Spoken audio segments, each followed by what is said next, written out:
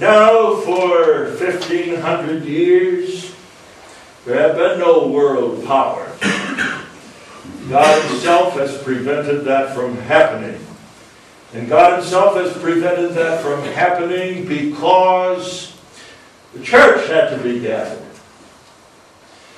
And if Antichrist came prematurely and set up his kingdom, from a human point of view, the gathering of the church would have been impossible. It was a time from the demise of the Roman Empire to today that no single nation has played the role of supreme governing of the entire world. It's a time of the church to be gathered from the nations.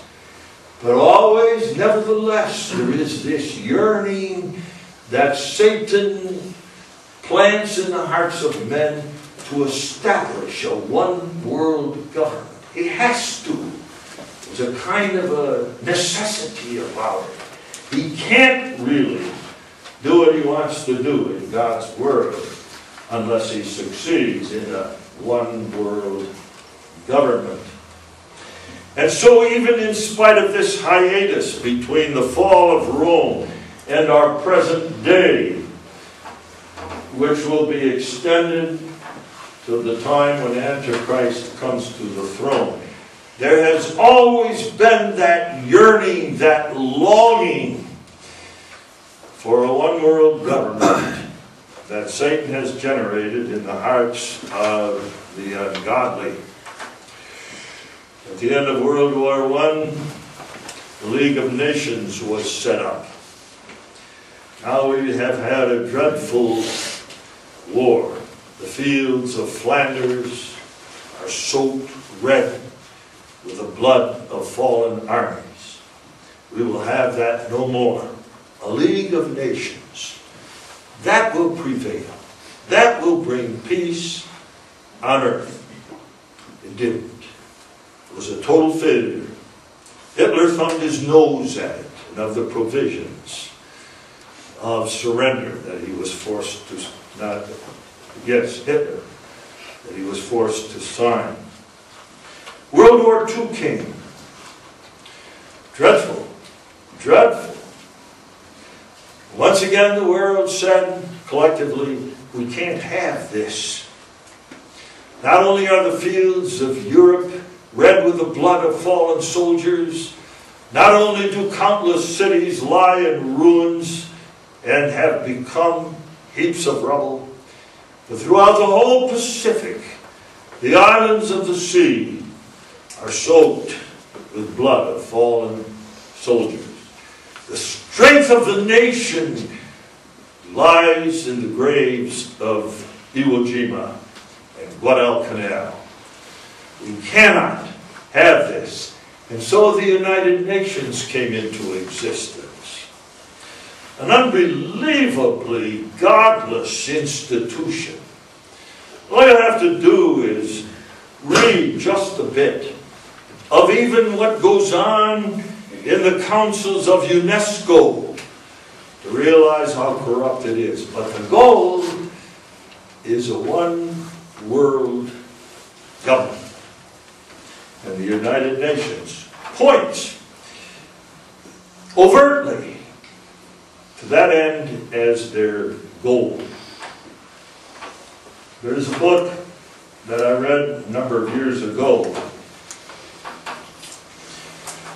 The title of the book is The Keys of This Blood, written by a Jesuit priest whose name was Malachi Martin. He's dead now. He wrote a book at the time when George W. Bush was President of the United States. He wrote the book, he tells us, by the way, he was a Jesuit who was in the highest councils of the Vatican. Very influential man in the Roman Catholic hierarchy. Knew what was going on. He wrote this book because, as he tells us, at that time, George W. Bush had announced that he was dedicating his presidency to the establishment of a new world order. That's his expression, Bush's expression, new world order. And the question that Malachi Martin faced was, who's going to be the head of that new world order? It tells us in this book that there were three who were vying for the position of leadership in that new world order. One was the dictator of Russia, whom, if I remember correctly at this time, was still Nikita Khrushchev. The other was George H.W. Bush, who was working hard to become the head of this new world order. And the third one was the Pope. And, says Martin, throughout this very lengthy book, over 400 pages, I'm going to make my case for why the Pope ought to head the New World Order. Fascinating, fascinating book as he lays out his arguments in favor of the Pope. But there was strife between the dictator of Russia and the President of America and the Pope of Rome over the question, who's going to be the head of the New World Order? This was 20 years ago.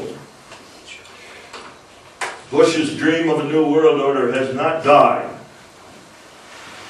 The strife as to who is going to be the head of it goes on. By the way, there's a very interesting paragraph or two in this book, The Keys of This Blood, in which Malachi Martin points out that when the New World Order is established, and in all likelihood, he claims apparently to be wiser than God,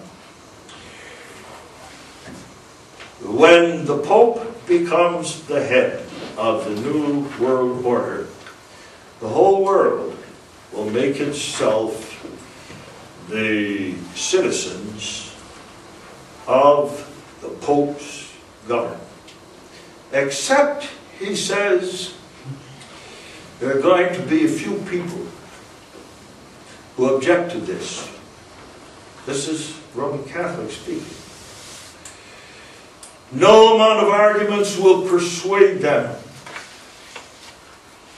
to join in this new world order over which the Pope rules. And so, says Malachi Martin, these few people who resist are going to have to be put to death. The Pope cannot have in his kingdom anyone who opposes his one world government and him as the leader.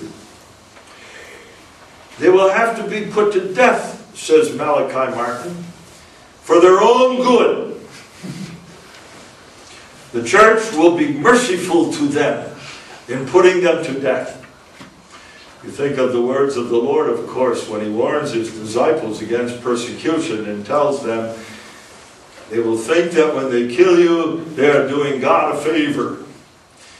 That's what Malachi Martin says the Pope will have to do.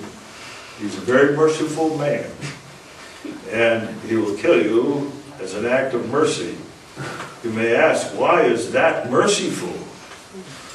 Malachi Martin's answer to that was, well, because your stay in purgatory will be a lot shorter, because your opposition to the Pope's rule will not be allowed to continue. So actually, it's an act of mercy, not cruelty, that those who oppose him will be killed. A stunning, stunning picture and description of what Antichrist is all about.